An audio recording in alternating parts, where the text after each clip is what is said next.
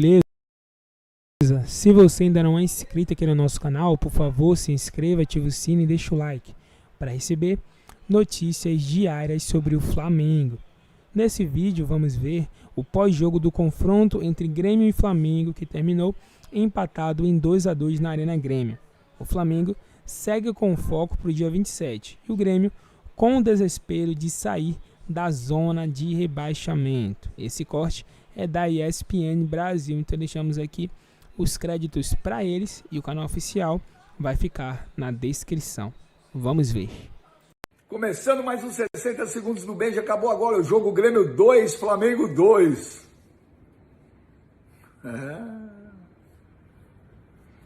Que coisa, né? Alguém entendeu aí esse jogo aí? O Flamengo faz 2-0 com um jogador a mais. Aí o Vitinho faz os 2 gols, o Renato tira o Vitinho. Acho que o Renato estava com medo do Vitinho fazer o terceiro. O Renato deve ter pensado, meu Deus do céu, se ele fizer o terceiro, ferrou. Olha do gol do Flamengo, do gol do Grêmio também, olhei a cara do Renato lá. O Renato parecia que não estava muito feliz com aquele gol, não. Mas é só uma percepção minha, né? Achei um jogo muito estranho, para falar a verdade. Uma percepção. Não sei. Estranho.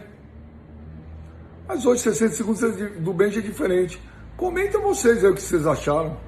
O Campeonato Brasileiro, que ainda não está definido.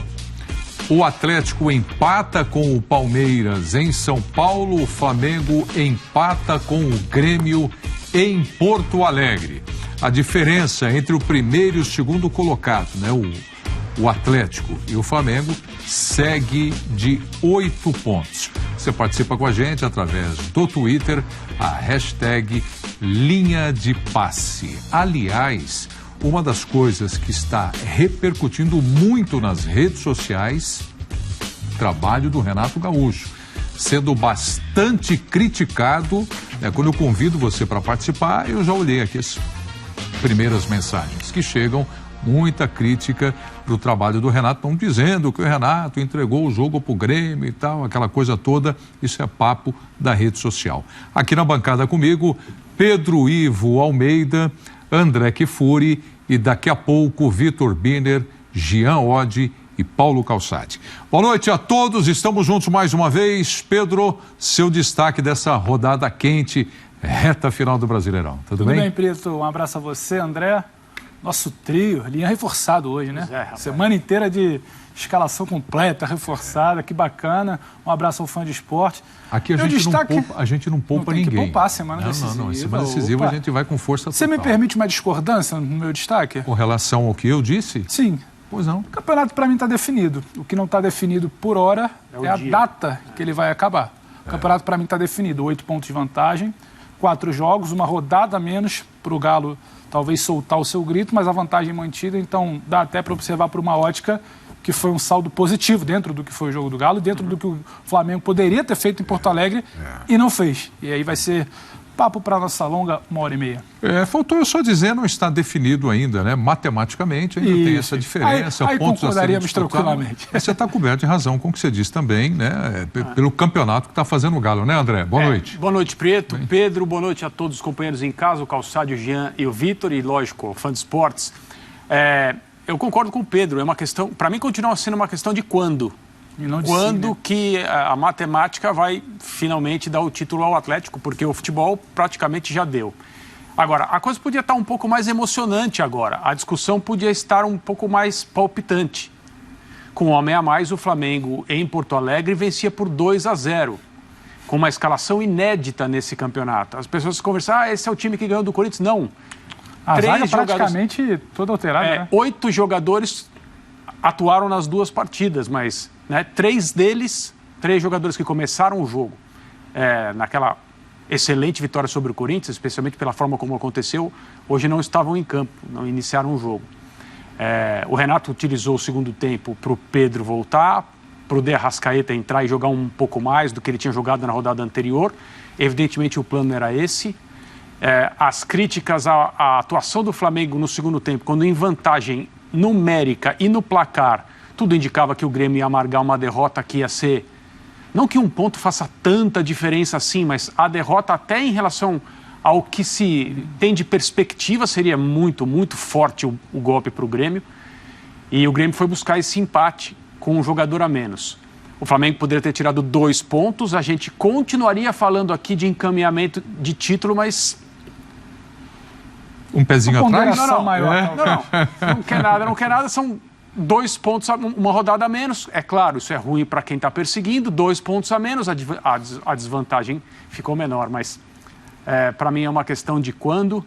E o que aconteceu hoje no Sul, lá na Arena do Grêmio, foi muito mais um movimento de desespero e de determinação de um time que está tentando de todas as maneiras não ser rebaixado, diante de uma equipe que já está pensando há muitos dias e há muitos jogos no Uruguai, mesmo com jogadores reservas em campo. Nós temos aí as imagens do empate entre Grêmio e Flamengo. Já nós vamos com os nossos comentaristas de casa, mas como eu mencionei aqui na abertura do programa, eu vou ler sem escolher as mensagens aqui, para vocês terem uma ideia do universo, né? Redes sociais, o que está acontecendo. Né? William, 1987, dizendo: Renato tirou o nosso melhor zagueiro na bola aérea sem necessidade. Tirou um atacante para pôr mais um volante com um time com um jogador a mais pressionando o Grêmio o tempo todo. Era nítido que os jogadores queriam vencer, mas o sabotador Renato não deixou. O Arthur Marcelo, André, está dizendo: Renato não precisa nem voltar do Uruguai. O Quinho Flá falou que o Renato Gaúcho fez hoje não existe. Entregou o jogo para o Grêmio, sim. E aqui, Pedro, o Roger também manda: se o Renato continuar, o Flamengo não ganhará a Libertadores. Ainda tem que cair até sábado, então. Ainda é tempo, Marcos Braz. Tem que cair hoje, hein?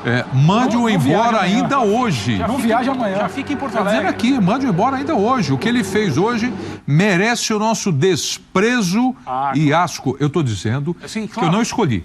Para quem prestou atenção, se você for no Twitter, você vai perceber uma, duas... Eu li 4 mensagens seguidas. Prieto, eu chutaria que tudo aí é mensagem de torcedor, não é de quem está debatendo bola, né? Sim.